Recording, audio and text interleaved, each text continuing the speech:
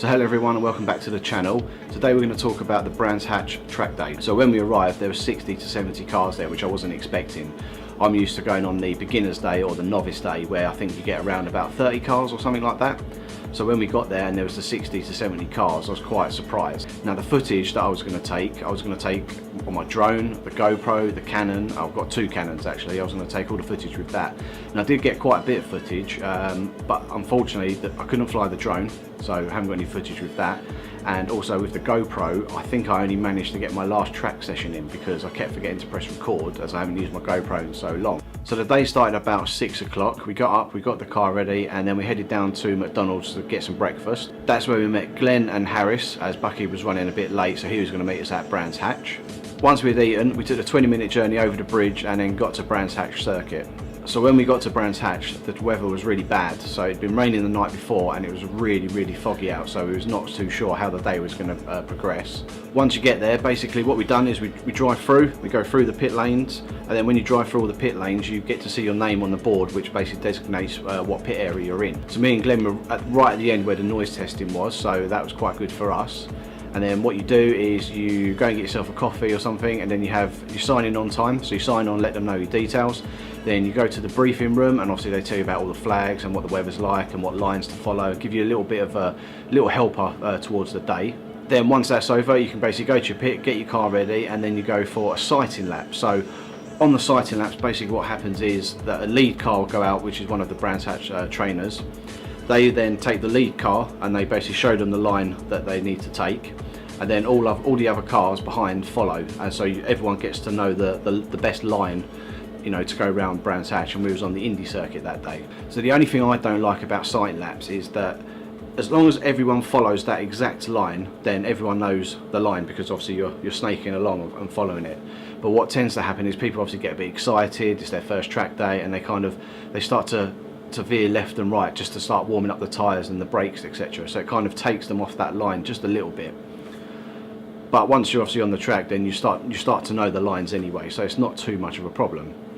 Because there's around about 60 to 70 cars there on the day, what they do is they do 3 different sighting lap sessions, and they're only about 2 laps long. So basically, you know, 20 cars at a time will all go out, all follow each other, and then the next 20, then the next 20, and so on. Once that finishes, I think it's about 9:15 we started. What they do is they open up the track, and then anyone can go out. But what they try to do is, because there's so many cars, they stagger you. So they'll let 20 cars out, then as 5 cars come in or 1 car comes in, then they let another 5 go out, or another 3 or another 4. So it keeps the day progressing really well. So what happened?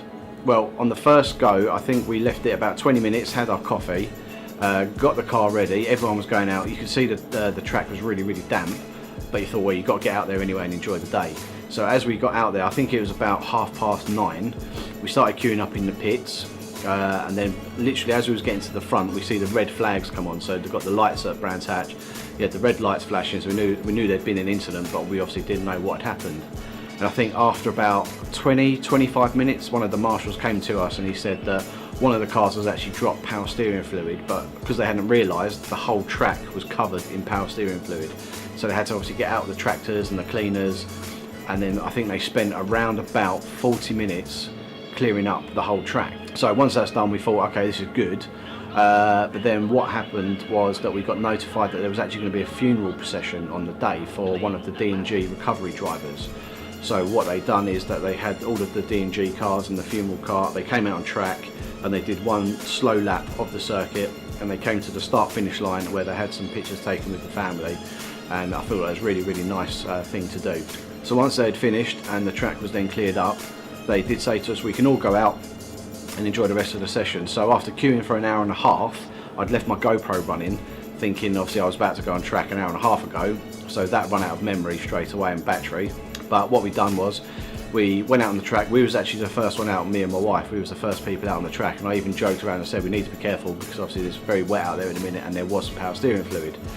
So we went out and done our first lap and sort of got warmed up, etc., which was fine. You could feel the car was a bit twitchy in the corners, but it wasn't too bad. And I think then after the second lap, I was overtaken by a Porsche, so I let the Porsche go past. He flew past me. I then came up to a slower moving Porsche, and I thought, okay, I'm going to get a place back here, even though we're not racing, but that's, you know, that's how you feel when you're doing the track days.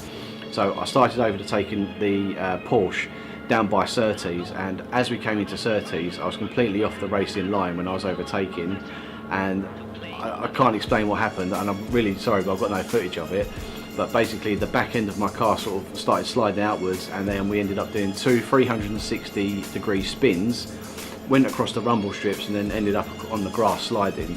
And needless to say, I needed some new pants after that. So that's actually the first time in my whole time of driving I've actually lost control of the car, and I'm kind of glad in a weird way that it was on a track, because I had lots of runoff space and there was luckily no other cars around me. So for my first spin I was kind of pleased, if that makes any sort of sense.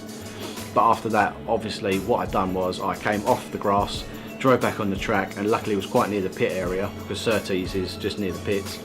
So as I came back around, went into the pits, parked the car up, and then just sat there for a minute just because I was a bit shaken up by it. So after my spin, when I came back in the pits, I let sort of everyone else go around on the track for about half hour, 45 minutes.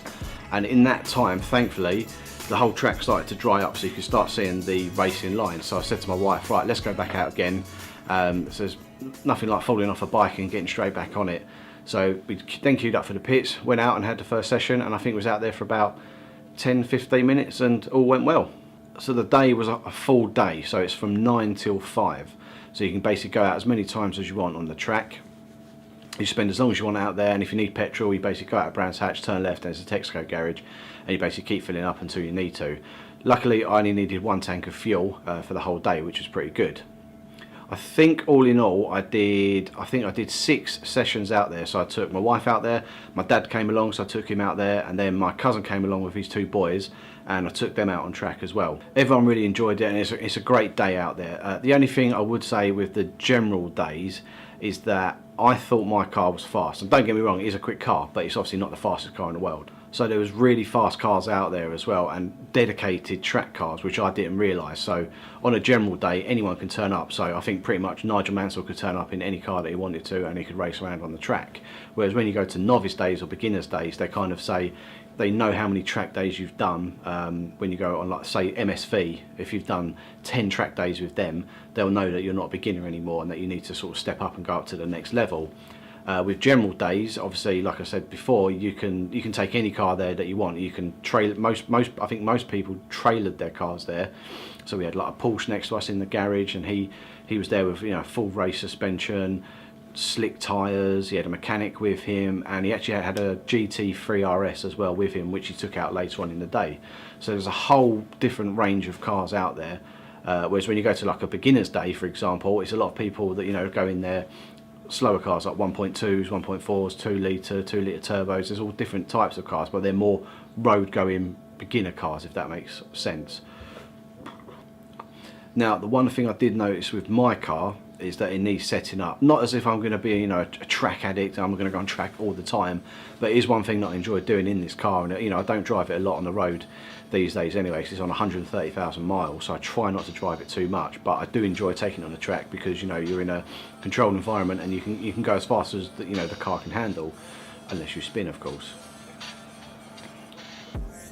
But what I noticed with my car is that the rear tyres are now rubbing, because on my car, I think the standard ET on a Ford Focus RS is ET42 for the wheels, but the ET that I've got on my car is ET35, so they kind of poke out a little bit more. And what's happening is the tyre is rubbing on the rear arch, and as you go around corners and it's squatting, you can hear the noise of the tyre as it's like sort of rubbing, and then you get onto a straight and then it's fine. I have actually got my old Focus RS alloys, so what I will do is probably I'll get them, I'm going to put some decent sort of tyres on there, probably some what they called, AD408s or something like that, and also, or maybe some Nankang NS2Rs, which I'll do. But obviously I won't be doing that anytime soon because there's no track days booked up, but I think you're looking at around about £400 for a set of tyres, so it's not something you want to do just casually. Also, what I'll be doing with the car is that I'll be getting all of the poly bushes done. So all the bushes that are underneath, I'm going to get poly bushed, because these bushes are around about 15 years old now, so they've had their time. And I'm going to try and do everything that I can to sort of get the car a bit more stiffer. So all of the bushes are going to get done. I might go for a white line, I think it's white line anti-roll bars that you can get for the rear. Yeah, unfortunately you can't get any strut braces for this car, because this fuse box here gets in the way. Sorry, you probably can't see that, but the fuse box there gets in the way. But I can get one on the rear, so I'm going to try and do as much as possible just to get the car a bit more sort of sturdy. I mean, don't get me wrong, it's a good car to go around on track, but after sort of seeing everyone else's car there and how sort of track ready they were, it makes me think that I need to sort of step up my game a little bit just to get the handling right. Because I think if you've got decent tyres, good handling and a nice set of brakes, then you know you're pretty much laughing for going around track. So I didn't do any sort of timing for the laps either, but what we did do is someone took a video of me going across the start finish line and then coming back round for the start finish line. So I can't remember if I was overtaking anyone or if I was being overtaken by someone, so moving out of the way. But I think that one of the lap times I got was 1 minute and 3 seconds. I don't know if that's any good or not, but I mean, to me it sounds good, because I think the British touring cars go around in about 55, 56 seconds. Obviously that's in the wet.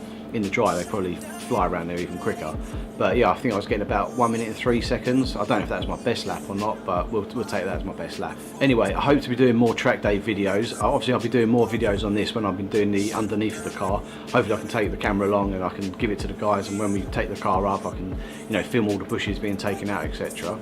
I am in the process also as well in a minute, I don't know if you noticed up here, but all of my cleaning stuff's all gone. So what I'm doing is I've actually started painting the garage. As you can see, it's all pretty dirty along here. And on this side I've actually started painting all of this woodwork here, so all the wooden bits here and up here, and I've started painting on the walls and all around the windows. So hopefully it gives it a fresher feeling in here, and gives me, I've actually cleaned up quite a lot of crap that was in here. So that's actually going to be another video that I'm going to be doing. Anyway, if you haven't been bored and you've made it this far, please do me a favour, please subscribe to my channel. It really helps me out. Give me a like rating as well, that's obviously great. And I'll see you in the next one.